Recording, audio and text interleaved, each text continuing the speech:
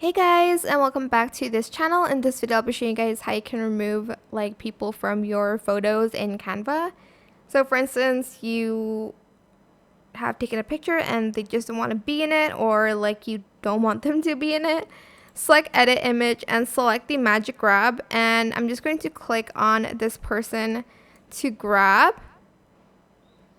and it's going to kind of try to match the background. I know this background is pretty simple to match, but it's a really simple and easy tool to use.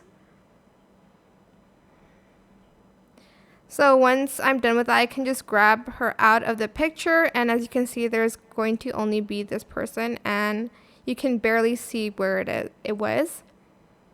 And that is pretty much it. I hope this tutorial was helpful for you guys. Don't forget to like, comment, share.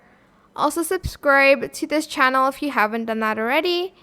If you have any more questions about this video, just leave it in the comment section down below.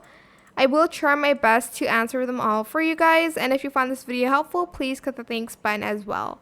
That is it. Thank you so much for watching. Bye.